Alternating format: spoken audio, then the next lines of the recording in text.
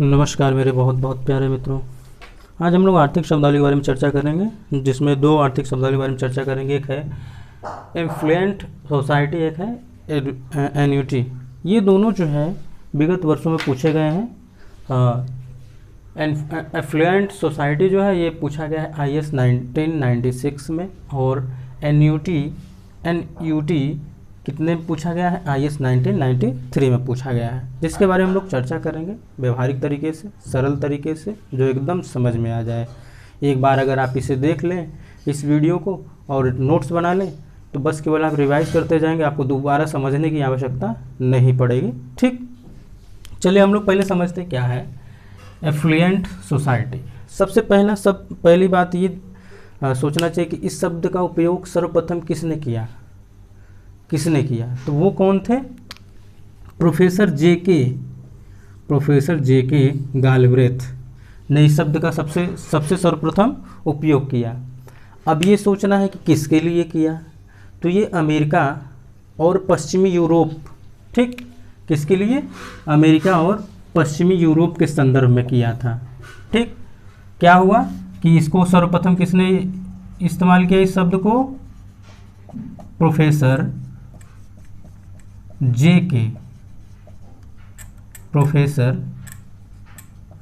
के गालब्रेथ है। ठीक, किसके संदर्भ में किए? अमेरिका और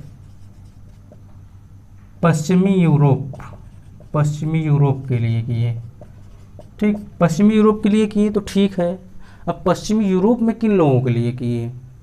तो पश्चिमी यूरोप में उन लोगों के लिए किए जो अपनी मूलभूत आवश्यकताओं की क्या कर लिए?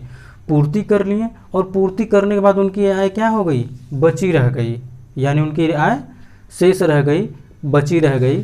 ठीक, तो अब वो क्या कर रहे हैं? अब वो मूलभूत आवश्यकताओं की पूर्ति कर लिए हैं, या फिर कहा जाए कि मौलिक आवश्यकताओं की पूर्ति कर लिए हैं। तब क्या करेंगे? वो विलासितापूर्ण वस्तुओं का क्या करेंगे? वो उपभोग करेंगे। इसी को बोलते हैं एफ्लुएंट सोसाइटी। ठीक, देखिए इस शब्द का सर्वप्रथम ये शब्द का प्रयोग समाज के उस वर्ग के लिए किया जाता है जो अति संपन्न है तथा अपनी तमाम मौलिक आवश्यकताओं की पूर्ति करने के उपरांत भी इन लोगों के पास इतनी आय बची रहती है कि ये विभिन्न प्रकार के विलासितापूर्ण उपभोग करने लगते हैं। ठीक, मूलभूत आवश्यकता का मतलब यही होता है, जैसे कि रोटी, कपड़ा, मकान इत्यादि। ठीक, ये क्या होते हैं? मौलिक आवश्यकताओं में आते हैं।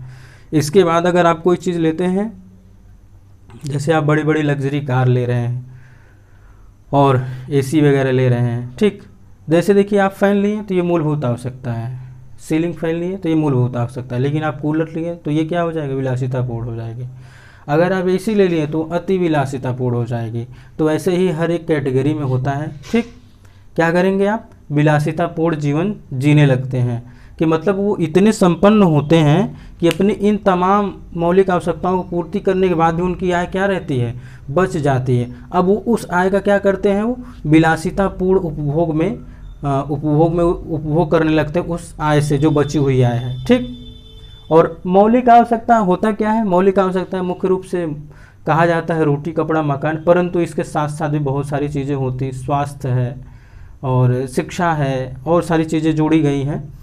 लेकिन अगर आपको समझना है कि मूलभूत होता क्या है, तो आपको मैं पहले उदाहरण दिया कि अगर आप क्या करें, पहले सीलिंग फैन लगाएं या फिर फर्राटा लगाएं तो समझ लीजिए मूलभूत आवश्यकता को आप पूरी किए। अगर आप कूलर लगा रहे हैं तो आप विलासितापूर्ण जीवन जी रहे हैं। अगर आप AC लगा रहे हैं तो आप अति विलासितापूर्ण जीवन जी रहे हैं। ठीक, यही होता है मौलिक आवश्यकता। ठीक, और ये देखिए पूछा कब गया था? IAS 1996, यानी UPSC में पूछा गया ये। ठीक, चलिए एन्युटी के बारे में हम लोग समझते हैं। ये क्या है? किसी पूर्व निर्धारित योजना के अंतर्गत प्रतिवर्ष एक या अधिक किस्तों में प्राप्त होने वाला भुगतान एन्युटी कहलाता है। अब बताइए क्या है ये? कोई एक योजना है, योजना है, और क्या हो रहा है?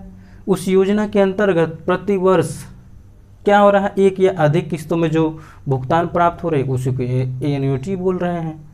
इसको भी देखिए पूछा गया IAS 1993 में। ठीक, जैसे सरकारी ऋण पत्रों पर ब्याज का भुगतान एन्युटी के रूप में हो सकता है। सरकारी ऋण पत्र भी होते हैं जिस पर क्या होता है, ब्याज के भुगतान होते हैं, उसको भी क्या यूनिटी की संज्ञा प्रदान की जाती है। चलिए हम लोग थोड़ा सा प्रश्न इससे समझते हैं कि इससे प्रश्न कैसे बन सकते हैं हम लोग एफ्लुएंट सोसाइटी से। ठीक, एफ्लुएंट सोसाइटी से कैसे प्रश्न, संभावित प्रश्न कैसे बन सकते हैं जो फ्यूचर में आ सकते हैं। ठीक, प्रश्न है एफ्लुएंट सोसाइटी के संदर्भ में निम्नलिखित कथनों पर विचार कीजिए। ठीक, पहला है प्रोफेसर जे.के. गाल्ब्रेथ ने इस शब्द का प्रयोग सर्वप्रथम पश्चिमी यूरोप व अमेरिका के संदर्भ में किया था। ये ऑप्शन 1 हो गया। ठीक, ऑप्शन 2, इस शब्द का प्रयोग समाज के उस वर्ग के लिए किया जाता है जो अति संपन्न है।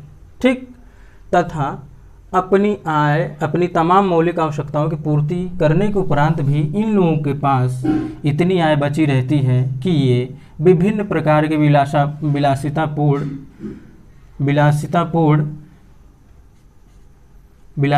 उपभोग करने लगते हैं। ठीक, अब कूट हो जाएगा। कूट में देखिए, ए केवल 1, बी केवल 2, सी 1 और 2 दोनों, 1 और 2 दोनों, और डी ना तो 1 और ना ही 2। तो इसमें आंसर क्या होगा, इसमें आंसर सी वाला होगा, 1 और 2 दोनों। इसमें एक काम ये भी हो सकता है, यहाँ पे पश्चिमी यूरोप के बजाय क्या कर सकता है, पूर्वी यूरोप की बात हो सकती है। ठीक, अमेरिका के बजाय क्या हो सकता है, लैटिन अमेरिका का भी उपयोग हो सकता है। प्रोफेसर साहब का नाम ही चेंज हो सकता है। इसलिए आप क्या करेंगे, छोटी छोटी चीज़ों को ध्यान देंगे। हम लोग ऐसे ही संभावित प्रश्नों के बारे में भी चर्चा करते चलेंगे। और आज के लिए बस इतना ही, मिलते हैं हम लोग नेक्स्ट वीडियो में। तब तक के लिए नमस्कार।